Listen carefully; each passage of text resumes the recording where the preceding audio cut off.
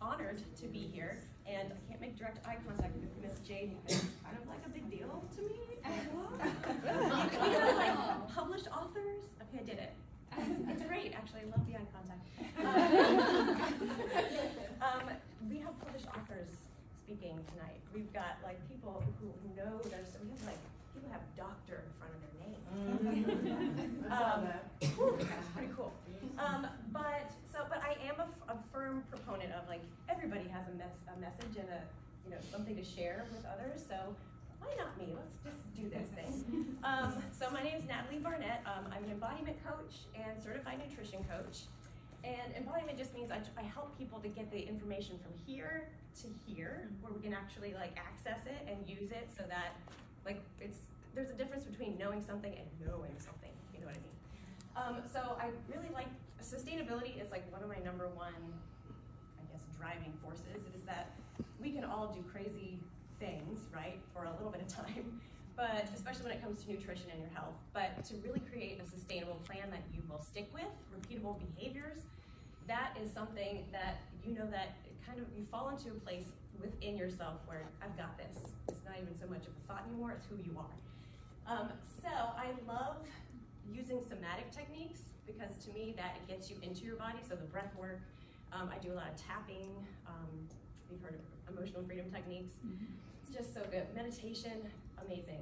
And then evidence-backed nutrition, evidence-based, and I'll get into that a little bit more, and mindset, because if we can get it into every single neural pathway, if we can redefine those and kind of, my favorite thing is like we see our neural pathways are kind of like grooves or pathways that we've been, like you see in the woods, right? There's a path this way, there's a path that way. And sometimes they're great and sometimes they're not serving you. So if we can think of like a freshly laid, layer of snow where you get to have that opportunity to kind of redefine your path. So that's what I love to do with mindset reframing. Okay, so.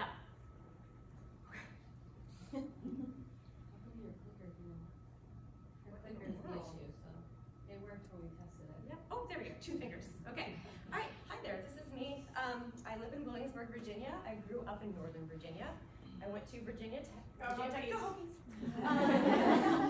Maybe not so much this year, but football. That's good. I have 3 kids. My husband Steve there, and my son is Kevin. My middle child, her name is Erin. And my youngest is Tegan, and yes, this is Tegan. Like, that's what she is. Oh, I love her so much. I love all of them. But I was the gymnastics director at a local sports complex here for 12 years. And then I started doing CrossFit and started learning about all these different things from nutrition, all these different things that you can do, and I had no idea about any of it. I went into network marketing for a bit and still, to be honest, have that income portal open, but I wanted to learn even more about nutrition.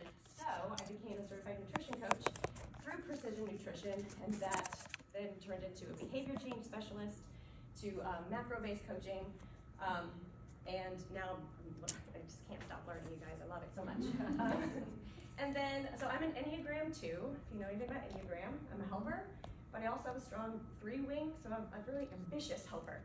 And if you know anything about human design, I'm a projector. So that just means that I'm 20% of the population, apparently. Okay, so this is really just outlining who I am, you guys. I think it's important to connect. So my favorite things, I love Schitt's Creek. Oh my gosh, it's my favorite. The Office, Friends, Ted Lasso, and Real Housewives of Beverly Hills. I'm sorry. I love pizza, Indian food, charcuterie, pretty much love all food. I love everything but country, sorry. Lifting weights is my preferred exercise nowadays. I do a lot of walking, yoga, but I don't run. If you see me running, you run. Something's wrong. Okay? And my hobbies, this is the funniest hobbies, I think, for a nutrition coach. Wine tasting, drinking beer, and making food. But I'm really trying to make fun a priority. Okay, so this is why you're here. I'm like a mind reader, you guys. Okay, you identify as a woman, right? Oh my gosh. Okay, health is a priority for you. You want to learn about the latest tips or research or techniques that you can do. You want to be the healthiest version of you. You want to share healthy practices with your family and your friends. And your friend brought you and maybe promised margaritas afterwards. You can be honest. Yeah. Promised her a good dinner afterwards. All of these are really vital reasons why you're here. So, okay, so here's a little story time. So it's also called, that one time I did Whole30. And I just want to preface, there's nothing wrong with Whole30. I think it can be a really great tool. Just remember, these things are tools, so you don't have to utilize every tool. But I did Whole30. I decided to go all in and like cut out all the things. And are you guys familiar with that? Yeah. Like, to me, it felt very restrictive. I was, every single weekend was just like meal prepping, and my family would be going to do fun things, and I couldn't do any of that. So it just felt like I was really giving everything I had to it, and then by the end of it, I had, to me, even though in the book they say it's not about the scale, they say that in the book, but to me at the time, that was the bottom line. I'm looking for a way to lose weight in 30 days. So I lost 3 pounds and 3 inches, and I was extremely disappointed. I was pissed. Looking back at that now, I would have been like, that is tremendous progress for 30 days. Maybe the lifestyle was a little bit hard and I couldn't commit to that. But I think that the point of this story is that we do this to ourselves. We create this idea because of an outcome that we want. We get so attached to that outcome that no matter what else happens, felt great, great energy, good sleep, good libido, all of the things, it didn't matter because it wasn't good enough. I didn't lose enough weight. So if you've been there, please don't judge yourself. We've all been there. It's totally normal. It's because we've been marketed to a lot. So where we go wrong, we have unrealistic expectations, and then we're attached to the outcome, which is unrealistic, right? The expectations are unrealistic, and we're attached to that, so we're like putting on this backpack that is keeping us basically stuck and not moving forward. I've seen so many people, including myself, stuck in this. So it's because there's a lot of marketing to women that promise us these unrealistic transformations. It's confusing, it's attention grabbing, you know? Okay, so what this does is that it makes it all about the outcome instead of the journey. And when we focus solely on that outcome, that's when instead of creating like simple, repeatable behaviors, this is the trick, it's boring. Real nutrition advice is boring. If it doesn't align, if fit inside of our unique daily environment, because everybody has a unique daily environment. People have different needs, they have different resources, they have different access to resources. You can't tell a single mom with 2 jobs to like take an hour out of her day to meditate or to meal prep. You just can't do that. You have to really listen to the individual and help them with that. So yes, I do have notes. So we're less likely to reach that outcome because we're focused, hyper-focused on creating that outcome. And that's what happens there, is it just sets us up for failure. We're more likely to fall into unsustainable, sometimes dangerous behaviors. So like for instance, we think cutting calories, right? There's that number out there. Do you guys know what the number of calories per day is that people talk about a lot, like for losing weight? 1,200. Good job. I mean, the marketing has done great for you, unfortunately. 1,200 calories for most women, because the answer to nutrition is, if someone asks me a question about nutrition facts, I'm like, it depends. It depends, it depends, it depends on the person. There are really, really tiny people where 1,200 calories would be fine. But there's something called your basal metabolic rate. And that is just the number of calories that you need if you were comatose laying in a bed for your body to run. And more than likely, it's more than 1,200 calories. Mine's around 1,430, 1,450, just for me to not do anything. And then you add on your daily exercise. Like if you have purposeful exercise, that's only 5% of your calorie burn, by the way. walking, picking up the baby, mowing the lawn, doing the groceries, all that, that is gonna account for about 70% of, 15%. I'm not getting my numbers mixed up. A much bigger portion than 5%. So get a lot, that's why I tell my clients to walk. Just get up and walk. 3 5-minute walks, 3 10-minute walks, whatever you can fit in, park further away, all that stuff. But you don't have to do 10,000 steps, right? Well, you know why they say 10,000 steps? Okay, because it's 10,000 steps equates to about 3,500 calories, which is how much it costs or how much you need to burn to lose a pound. So they're like, if you want to lose about a pound a week, you can do 10,000 calories. But human bodies don't work like, they're not calibrated like that. Everybody has different things going on internally. But so I do recommend under 6,000 is going to be considered sedentary. So at least 6,000. Aim for 8. I just did a challenge where we did 8,000 steps a day for a month just to like get our baseline up to see if we could do it. And it just helped us to at least create that awareness of how many steps. So 8 to 10 would be good. And there are days where you get like 14, right? You go to Busch Gardens, y'all. You can get like 15,000. But so when we do that though, when we cut those calories down that low, it actually creates a metabolic adaptation where it slows things down, which is actually a good thing, right? In times of famine, there's not enough food around, your body should slow down its functions, right? So that you can live. So it's normal, and it's not like you've broken anything, you can get that back up. So I'm gonna talk about metabolism in a minute. So we think that it's very frustrating when that happens though, because you think, I'll just cut more calories. But that doesn't work because you've already down-regulated your metabolism so far. So we need to slowly actually increase. People are surprised and I'm like, oh, we're gonna eat more this week. And then we're gonna eat more this week. We keep going up, it's called a reverse diet. Okay, but I'm gonna teach you how to get out of that loop. What this also does is it makes us to disregard those non-scale victories, right? They actually talk about that in Whole 30, the non-scale victories. So like, I did read the book, but it just didn't sink in. You can't see all of the transformations on the outside. You're gonna see those happen on the inside first, and that's why people quit. It's not happening fast enough. I've been doing this for 3 months. 3 months is not a long-term plan. 3 months is still short-term. We don't give ourselves credit for those new behaviors that we're creating.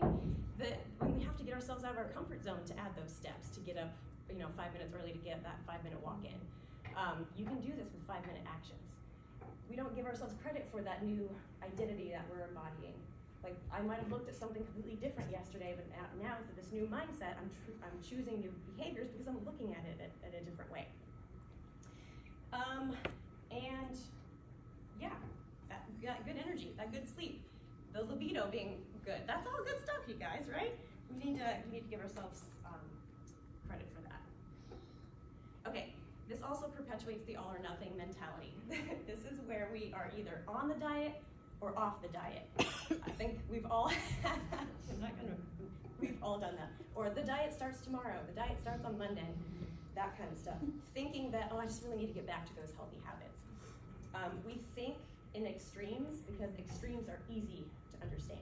I mean, you can see that everywhere, like, right? There's extremes on both sides of low carb, low fat, like, there's so many extremes out there. Yeah, drop your calories really low. Do cardio every single day. Cardio is the way to do it. Just so you know, you're better off building more, as women, we're better off building muscle tissue and walking than we are doing cardio all the time. Because even if you don't have any metabolic adaptations going on, you are able to lose weight, right? You're gonna end up maybe not being so happy with the shape of your body because we do what, I think we want some muscle. Also, it's really good for your health.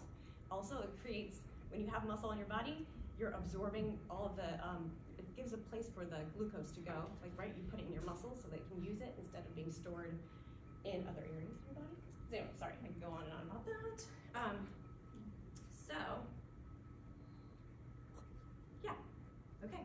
And the last thing this does is it keeps us outsourcing our wisdom to external forces, and that never feels good, and it never lasts. So what I mean by that is, if we are convinced that it's difficult to lose weight, we're convinced that nutrition is really confusing, then we need to always go for that challenge. We need to always look into the new diet. But when we're trying to find that magical plan outside of us, basically. But when we can use our intuition, and I do believe we do need to have education in order to rely on our intuition, then we can actually create something that works for us. So we need to actually learn how to discern for ourselves what's going to work best for us. Sometimes you need support from somebody else to do that. Like that's what I do with coaching, is to help people create a plan. There is no such thing as a cookie cutter plan for me. Everybody's gonna have their own thing. And learning to tap into your emotions and listen to your body, because that's really where the real wisdom is. And I made that point like really fast, but that's a really deep point right there. That's a whole nother thing. So what I do instead is make simple, behavior-based, and repeatable, sustainable practices. So, okay. Our identity. We do this through our identity. It's my friend Leanne. She's one of my besties. So anyway, our identity is, I love this definition, it's the condition of being oneself and not another. The qualities, beliefs that distinguish or identify a person or thing. So for example, you can tell yourself, I'm the kind of person who makes a plan to meal prep or goes for a 10-minute morning walk. These are just examples. Drinks at least 70 ounces of water, prioritizes building muscle. That's you. Sets boundaries at work so that you can see all these things kind of flow into another. But if you, instead of saying, I'm trying to do this because somebody told me to do this, you can say, this is who I am. These are mindset shifts you can make right now. Instead of working out because you hate your body, thinking that food is bad. Food is neither good nor bad. There's no morality there. I earned this, or I need to earn this. I don't have time. Today is a cheat day. You can say instead, you work out because you love your body. Food is fuel. I deserve food. Make time to meal plan. There are sometimes foods, not cheat foods. So evidence-based coaching is basically, instead of thinking of it as like a belief system, I am paleo, I am vegan, I am keto, or whatever.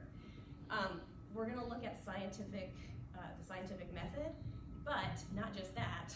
We have to actually look at the lived experience of the individual that you're talking to. Everybody, like I said, is gonna have different access, different abilities, different willingness to make change, and you have to look at that. It's really important. So I do believe that we do need to track something. It's kind of like when we talk about finances later, we need to know like ins and outs of the bank account, right? Otherwise we'll run out of funds or we'll run out of fuel. So we do need to track some ways, somehow. There's a couple ways that I do this. You can use your hands. You see the hands? This protein is just this part right here. That's 1 serving of protein for you. Your hand is the same, is perfect size for you. You get to carry them with you everywhere. So I can't use my husband's hand? No. You can. You can do whatever you want.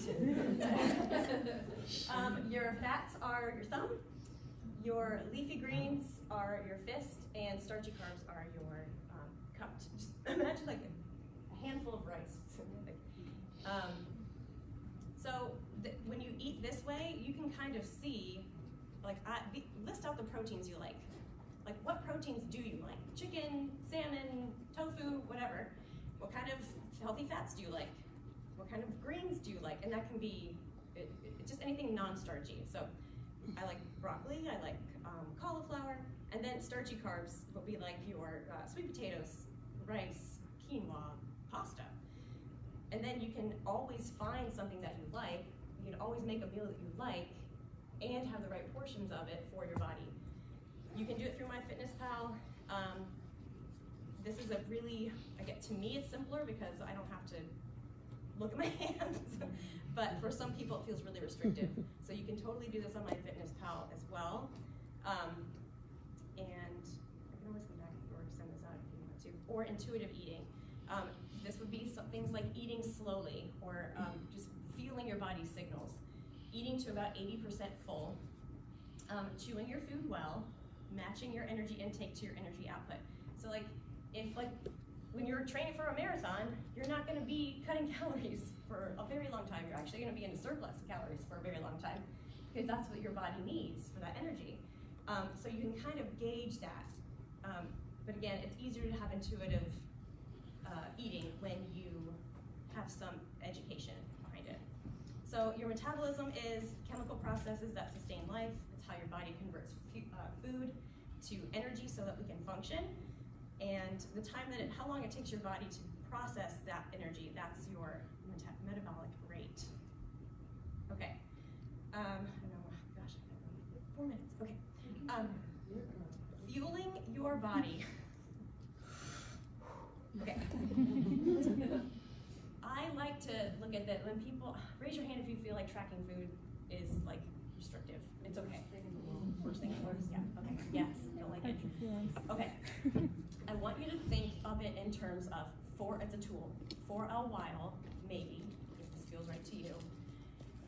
Looking at it, this is a way that I can make sure I'm getting enough, because 9 times out of 10, the women I talk to are not eating enough food, and then they're baffled.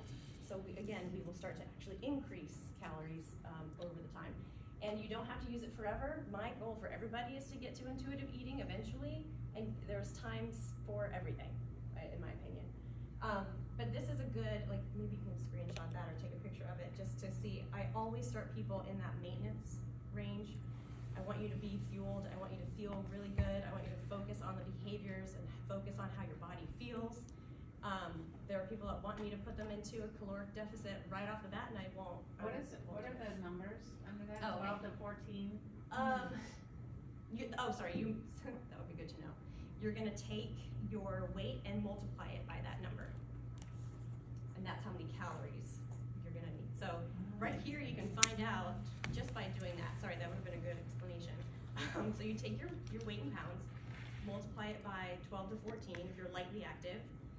If you're moderately active, 14 to 16. And if you're very active, then you can bump that up to 16 to 18, just to give you a range. I like a range because, you know, again, our bodies are not perfect.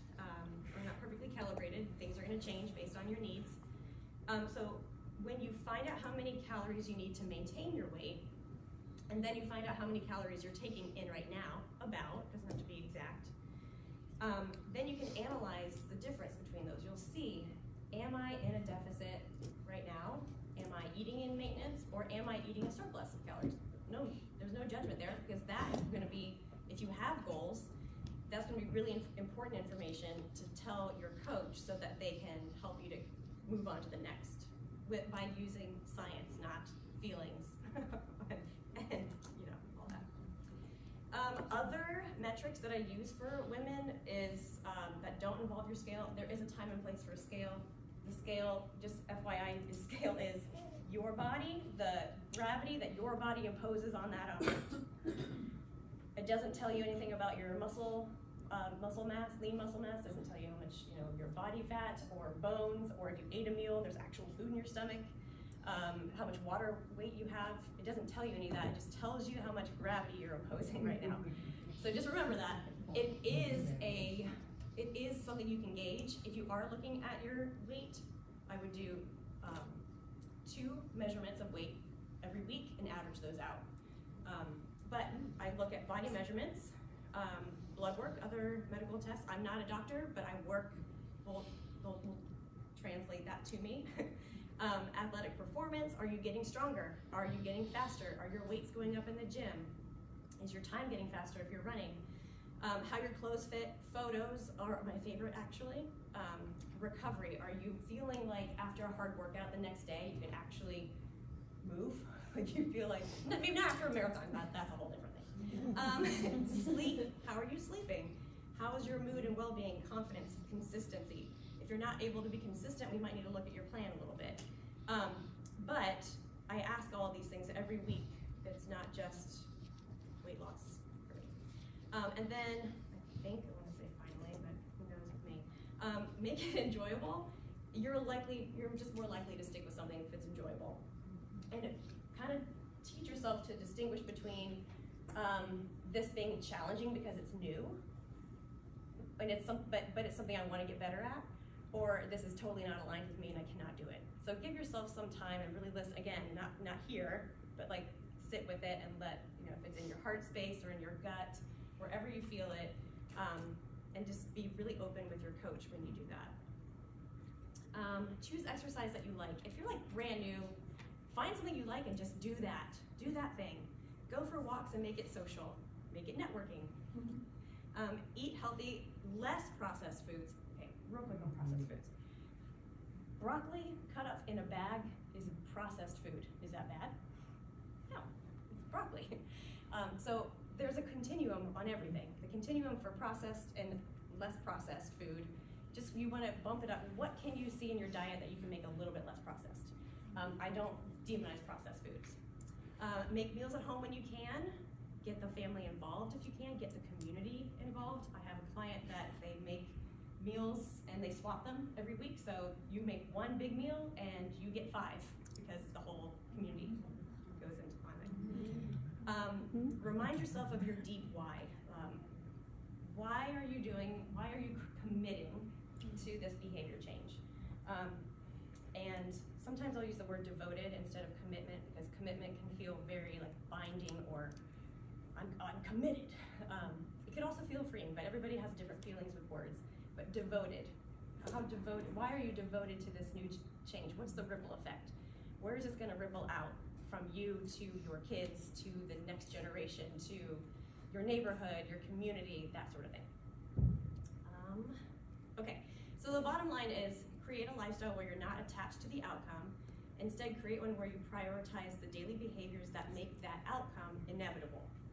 Just for example, what I hear a lot is that if they didn't know that the reason why they were not able to lose weight that they wanted to lose weight, not everybody has to lose weight, but it was because they weren't fueling enough. So then it feels, when you get your metabolism moving again, then it feels like, I'm not even trying. Like, that's what we want it to be. Like, I wasn't like purposely trying, but that was what happened.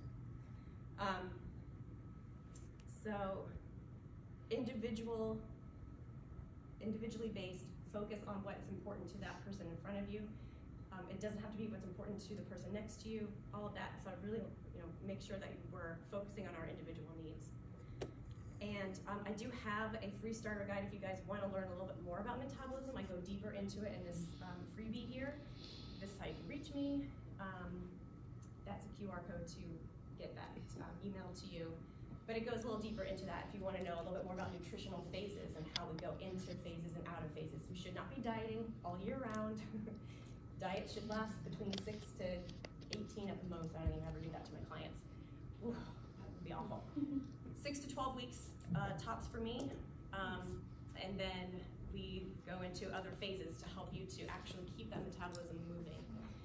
All right, that is me. Thank you for putting up with my antics here. Anybody have any questions? Do you have any questions? Yeah. That was good information.